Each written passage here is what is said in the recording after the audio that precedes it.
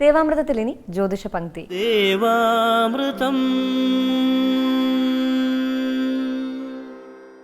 ഇന്ന് 1192 ആണ്ട് മേടമാസം 8-ാം തീയതി, അതായത് 2017 ഏപ്രിൽ മാസം 21-ാം തീയതി.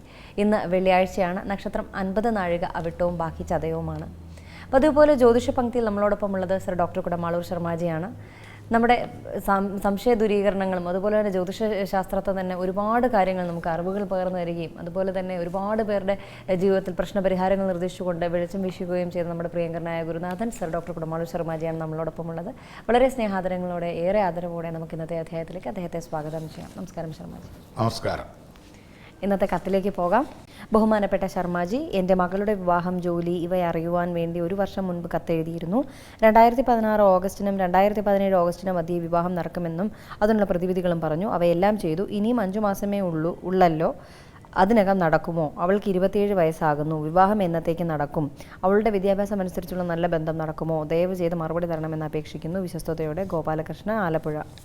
27-നും 30-നും മധ്യേ തന്നെ ഭാഗ്യകാലവും മംഗളകാലവും മംഗല്യകാലവും ഒതുപ്പതും തർക്കമില്ല, തെറ്റും, അതായത് തർക്കമില്ല, തടസ്സമില്ല, തെറ്റലില്ല, ഒന്നുമില്ല.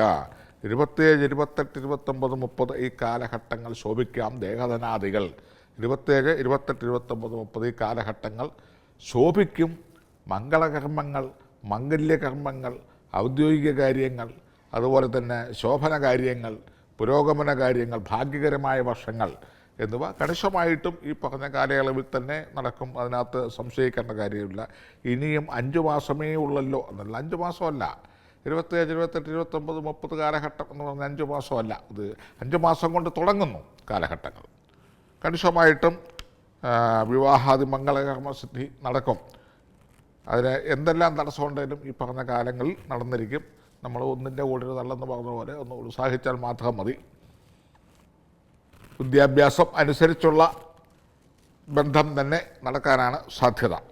ഗവൺമെൻറ് ജോലിയോ ഗവൺമെൻറ് ജോലി കിട്ടാൻ സാധ്യതയുള്ള പയ്യനോ വരെ കാണുന്നു. അപ്പം വിദ്യാഭ്യാസം ഉള്ളതിന് തക്കവണ്ണമാണോ അതിന് മേലോട്ടാണോ എന്നുകൂടെ സംശയിക്കേണ്ടിയിരിക്കുന്നു.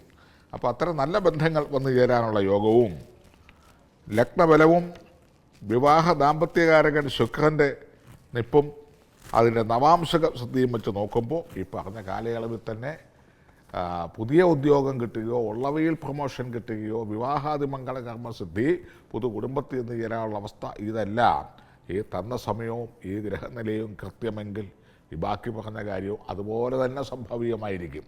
യാതൊരു സംശയവുമില്ല. സ്വയംവര പുഷ്പാർച്ചനകളും കാര്യങ്ങളൊക്കെ ചെയ്ത് മുന്നോട്ട് പോകാവുന്നതാണ്. വേറെ പ്രതിവിധികളും ചെയ്യേണ്ട കാര്യമില്ല. ജ്യോതിഷ പങ്ക്തിയുടെ ഇന്നത്തെ അധ്യായം ഇവിടെ പൂർണ്ണമാവുകയാണ്. ജ്യോതിഷപരമായ മാർഗ്ഗനിർദ്ദേശങ്ങൾക്കും പ്രശ്നപരിഹാരങ്ങൾക്കും ഒപ്പം നിങ്ങളുടെ ജ്യോതിഷ ശാസ്ത്രത്തെക്കുറിച്ചുള്ള അറിവുകളുടെ കൃത്യതയ്ക്കും സംശയ ദൂരീകരണത്തിനുമൊക്കെയായി സർ ഡോക്ടർ കുടമാളൂർ ശർമാജിയിൽ നിന്ന് മറുപടി ആഗ്രഹിക്കുന്നുണ്ടെങ്കിൽ താഴെ കാണുന്ന നമ്പറിൽ അദ്ദേഹത്തെ കോൺടാക്ട് ചെയ്യാവുന്നതാണ്. പ്രശ്നപരിഹാരങ്ങൾ സ്വായത്തമാക്കാവുന്നതാണ്.